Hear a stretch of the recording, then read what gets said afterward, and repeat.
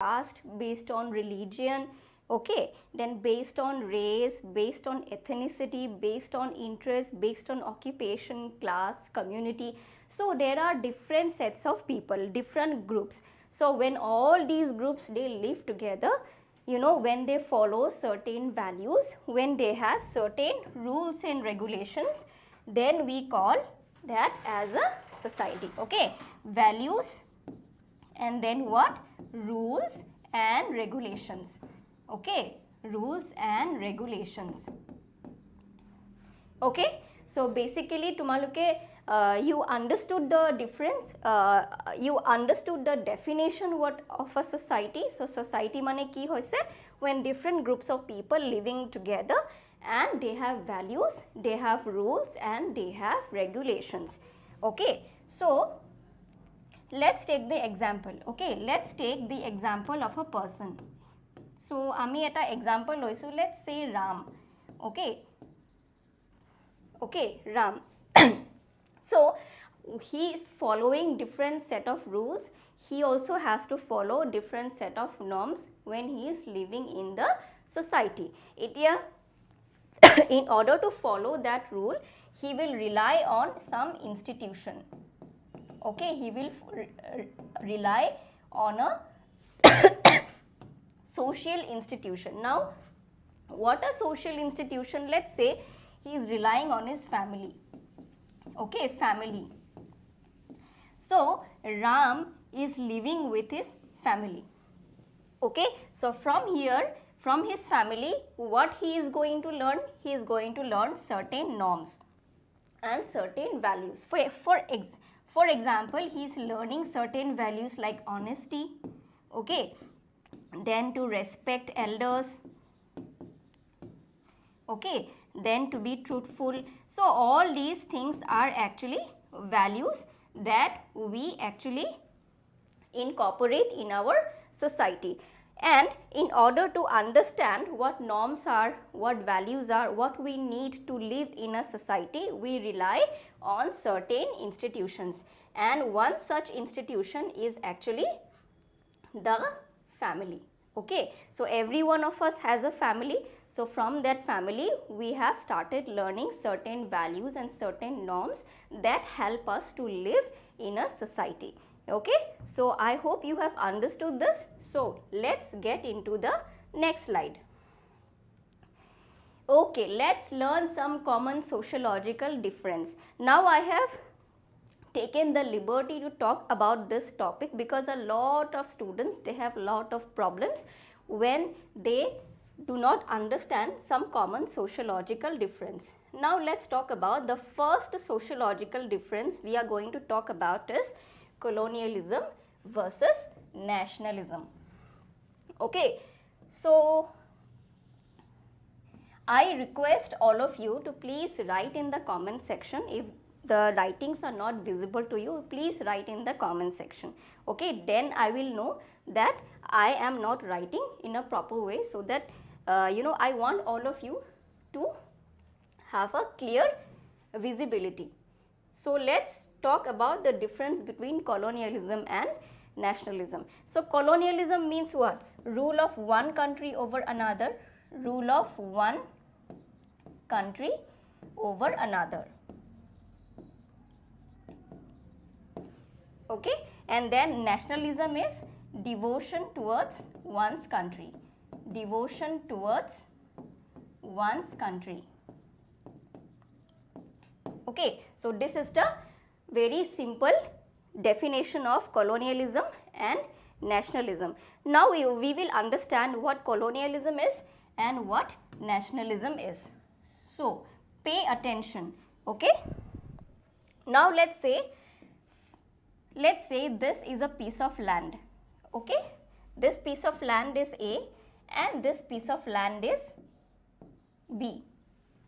Okay, now you see this piece of land has this many resources: resource 1, resource 2, resource 3 and resource 4.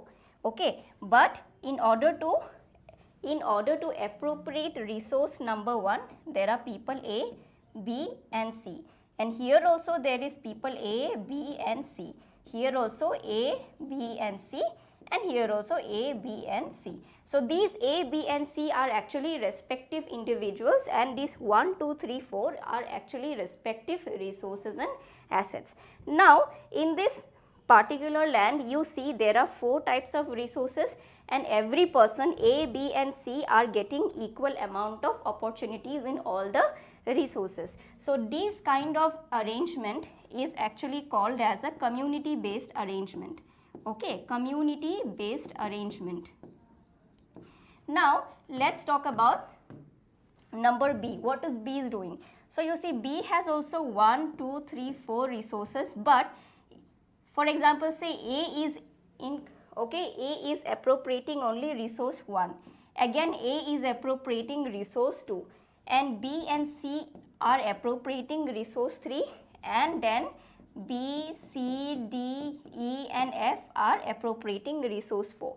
So you see there is a huge difference between the population and the appropriation of resources. You see there what is happening in here. Here you see the supply is so less and then the demand is more, but you see here everybody is getting equal opportunities. So this one we have studied about the community, and this one is called as a capitalist system. Okay, capitalist, that is there is no uniformity, there is no equality here, everybody is running for its own profit and there is competition for resources. So A has won, so A has got resource 1, again A has got resource 2, and B and C are sharing resource 3, and B, C, D, E and F are sharing resource 4. So this is called a capitalist system. Now what is happening, in order to fill, okay, in order to have more resources, that is 1, 2, 3, 4, and in order to have more resources here or more persons here, wait, let me say. So in order to have more resources here, what they are doing, this B will come and it will occupy A. Okay, it will occupy A and it will try to take the resources here. Whatever resources are there, 1, 2, 3, 4, it will try to take the resources back to B. Why? Because here there is ununiformity, there is no uniformity in sharing of resources. So you seeing B, C, D, E and F are complaining that we are not getting enough resources, we are not getting enough assets. So in order to fulfill the demand, what they are doing is B has come over A and B has tried to occupy whatever resources there was on A. So B has tried to come and occupy A, and now it is trying to take back the rest of the resources here.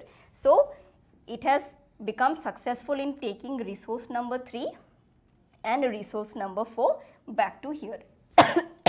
Okay. So this kind of particular arrangement is called as colonialism. Now let's talk about nationalism. You have understood this arrangement. Let's draw this arrangement here itself. Okay, now there is A and there is B. Okay, now you see after this kind of arrangement, A has noticed that actually B has come and B has tried to what? B has tried to accumulate the resources that A had. Okay, so what they are doing is, now they are trying to resist. Okay, they are trying to resist. They are trying to resist whom? They are trying to resist the occupation of B. Okay, they are trying to resist the occupation of B. That is, they are pushing back B. So this is called as nationalism. That is, A now has realized that whatever resources it is there, it is only for people who are belonging to A. Okay, it is not for people who are from B. So now A is trying to push back. So this is called as, there is a difference between colonialism and nationalism. And if you want to give an example of colonialism and nationalism, then we can say that there is a simple example. You can say British colonialism. Okay, you can say British administration in India, British administration or British colonialism, and then there is an example of nationalism we give as Indian national movement. Indian national movement. Okay, I hope you understood this basic difference. Okay, now Let's go. And if you have not understood this basic difference, please write in the comment section, then I'll know. I'll explain it again. So, okay, now let's go to the next slide. Okay, this is another interesting topic. This is another interesting difference. Now, let's take a look at ascriptive versus acquired identities. Okay, ascriptive versus acquired identities. Now, again, let's come to a story of Ram. Okay, now let's say ascriptive. Okay, before explaining the story, I want you to understand what is the definition. So, acquired ascriptive identities are those identities that are acquired by birth. Okay, but acquired identities are identities which are acquired over time. Okay, over time. Okay, these are by birth and these are over time. So, you cannot change this. You cannot change this. Okay, whatever identities you have got by birth, you cannot change it, but you can change this. Can change. Okay, so I hope you understood this. And now let's go to an example. Let's take the example of Ram. Again, Ram has come. Okay, now let's say this is Ram. Okay, now we will talk about ascriptive identity. Let's say Ram has taken birth. Ram has taken birth in a Brahmin family. Okay, so this is his caste. Okay, so this is an identity that he has got by birth. He cannot change it. Again, he is born into, suppose say he is from a Hindu community. So this is what? This is his religion. Okay, and again he is born in Assam. Let's say he belongs to Mongoloid race. Okay, so this is his race. So his race, religion and caste, all these things are identities based on ascriptive, okay, ascriptive identities. He cannot change it. But what are the things that he can actually change it? Let's say this is Ram again. Okay, now let's say for example he has studied and he has become an engineer. Okay, he's become an engineer. Now he works as the CEO of a company. So his occupation as an engineer is actually an acquired identity. That is, he has acquired it over time. And if he is not happy about being an engineer, he can go and become an entrepreneur also. This is something that he can change. Okay, and again let's say he has an interest in music. Let's say he plays the guitar. Okay, now his interest in music and he being a musician is also an acquired identity. He has not got this from his birth. He has developed this kind of identity over time. And even after not liking guitar, if he doesn't like to play guitar, he can go on and switch to a different musical instrument. So, okay, so I hope you understood the basic difference between ascriptive and acquired identity. Okay, now let's get to the next slide. The next slide talks about the difference between class and community. Between class and community. Okay? Okay. Now, what do you understand by class? Okay, the class is actually, it's a certain strata or a level. Okay, a level or strata in a society. But community is actually based on what? You can belong to a community of religion. Okay, you can belong to a community of any caste. Okay, or any ethnicity. Okay, so this is the basic definition. So in class we actually in class we actually study the strata or the level of a particular individual in a society, and in community we study which community he belongs to, which religion, which caste, which social group, which racial group he belongs to. Okay, now again let's take the example of Ram again. Okay, now let's say this is again Ram. Okay, and now there are two people. We'll take Sham also. Okay, Ram and Sham. There's a movie na, Ram and Sham. Okay, now let's say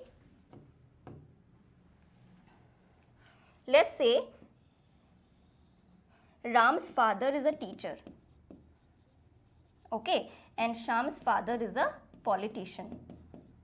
Let's assume. Now what will happen? So Ram's father is a teacher. Now based on his occupation, based on his strata, he will belong to a section called middle class. Okay, Ram's father is a teacher in a school, so you can say he belongs to a middle class. But Shyam's father is a politician, so we can say he belongs to upper class. Now there is a question, why Ram belongs to middle class, why Shyam belongs to upper class? What has occupation has to do with this? So you will see, since Ram's father is a teacher, so he belongs to middle class because he has access to opportunities only.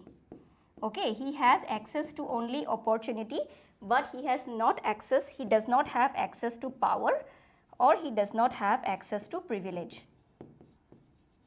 Okay, these two things are not accessible to this family. But in case of Shyam, since his father is a politician, he has access to opportunity also, he has access to power also, and he has access to privilege also. Okay, so this is the basic difference in a class. So based on the occupation, see, since Ram's father is a teacher, he belongs to a middle class because he has access to only opportunity. He has access to only opportunity, but no power and no privilege. But since Shyam's father is a politician, he belongs to upper class or upper strata or level. He has access to opportunity, power and privilege. Okay, now let's come to the certain section called community. Now you have seen that in here Ram and Shyam, we have not discussed about their religion, we have not discussed about their caste. Ram can belong to any caste, Shyam can also belong to any caste, we don't know. The only thing we know is that he belongs to middle class and he belongs to upper class. Now we'll talk about what Ram and Shyam belongs to. Let's say here again we are talking about Ram, and again here we are talking about Shyam. Okay. Now let's say he belongs to a particular community. Let's say he belongs to Hindu community. Okay, his religion, and Shyam belongs to, suppose, Jain community. Okay. Now since they are part of different community, their identities will also be different and their everything will be different. For example, say since he is a Hindu, his diet may be a vegetarian diet or a non-vegetarian diet. Okay, but Shyam will what happen? Since he is a Jain, he will have a vegetarian diet. So this community also reflects our identities differently, just like class. Okay. So I hope you understood the basic difference. Now you see, since okay, now Ram belongs to Hindu community, he has a different set of food habits, and Shyam belongs to Jain community, he has different set of habits, or you can say dietary habits. Now he will follow some festival like Janmashtami, okay, and Shyam will follow certain festival like Mahavir Jayanti. So now you understood the basic difference between class and community. I hope you understood, because in class we didn't know what caste he was, or we didn't know what race he was, or which religion he belonged to. But still, in spite of that, we were able to see that Ram actually belonged to middle class and Shyam actually belonged to upper class. Why? Because he had access to only opportunity and not power or privilege, but Shyam had access to opportunity, power and privilege. But when it comes to talking about community, here we do not know what Ram's occupation is or what Shyam's occupation is, what class he belongs to. Is he belonging to a middle class, is he belonging to an upper class, or is he belonging to a lower class? But still we know that they are different habits, their festivals are different, their dietary habits are different, and their religion is different. So this is a basic difference between class and community. I hope you understood this. Okay, so now let's get back to the next slide. Okay, so now this is the last slide. So socialization versus self-reflexivity. Now what is socialization? Let's first talk about self-reflexivity. What is self-reflexivity? Self-reflexivity means how you reflect yourself. Okay, reflex. Okay, how you see yourself from others' point of view. For example, let's say I'm writing here the basic definition. Let's say what one looks from outside. One looks to others. Okay. Okay. Now here, let's take an example. Let's take the example of Ram only. Okay. This is Ram. Okay. Now, let's say he went to a simple school. Okay. Let's say he went to St. Mary's School. St. Mary's School. Okay. And there he has developed an interest in debate. He has developed an interest in debate, and after debating for a lot of time, he became so good that he then went to TED Talks. You know TED Talks? Have you ever heard of TED Talks, or have you ever heard anything from TED Talks? It's a very good platform. So you can go there and you can listen to people and their stories. Okay, this is TED Talks. So there he went and he was telling his journey of becoming an engineer. Okay, so there after some time he felt he was very nervous. He was very nervous. Okay, he was like, I come from a very middle class family. How will I be able to reflect myself? How will I be able to relate to people? But after giving a speech in TED Talk, people started applauding him. People started clapping. Okay, they were so very much, impressed by what Ram had to tell his journey in the St. Mary's School. So after giving an applause, after having such a nice applause, he then understood that he has a very what? He has a very good communication skill. He has a very powerful skill called debating. Okay, he has a very powerful skill of debating. Earlier he was not confident of debating. He only debated in a St. Mary's School.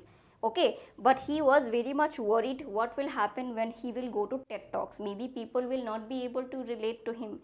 Okay, but then he realized, when after giving the speech, he realized that he was actually very good in debating. So sometimes what happens, we do not understand what we are. We feel very underconfident. So in that sense, what happens, we get the opportunity in society to self-reflect. And who gives us the opportunity? The others give us. Whatever reaction they give to us, whatever, if they are applauding us for our work, that means we are understanding our self-worth. So these kind of opportunities, self-reflexivity, we get in the society. Now let's talk about what is socialization. Okay, let's talk about socialization. Let's talk about Ram only. Okay, now let's say what is socialization. Socialization is any kind of activity which is taught to us. Okay, which is taught to us. It is taught to us. Because why it is taught to us? Because we have to live as a part of society. We have to follow certain norms in order to live in a society. If we cannot live like a caveman, we cannot follow whatever we want, because in that sense the society will collapse. So whatever norms and values we have to follow in society, it is taught to us by the process of socialization. Okay, now let's say Ram is getting socialized. So since he is a boy, what he will get, say Ram is a boy, and from a very young age his father will gift him what? Let's say his father has gifted him some bike. Okay, play bike. Nowadays all young children, they get very play bikes, there they can sit and they can ride a few distance, they enjoy that ride. Okay, but you will see no girl will be given to play that bike, because society is expecting boys to act differently and girls to act differently. Okay, so since Ram is a boy, his father will gift him a play bike. Okay, and then his father will expect him to what? His father will expect him to manage some finances. Okay, his father will expect him to be very not to cry. Okay, if he cries, then his father will say, why are you crying like a girl, you cannot cry. Okay, because men in society are expected not to cry, they cannot act like women. But let's say had Ram been a girl, let's say in place of Ram, if we have taken a girl, what should we name the girl? Let's say her name is Shreya. Okay, in place of Ram, if there was a girl called Shreya, then her father would have gifted her what? Some doll, let's say Barbie doll, or let's say kitchen set. Okay, so why boys and girls are given different things to play with? Because it is a process of socialization. Because once boys are given bike to play and once they are taught not to cry, this is what society is expecting them to do.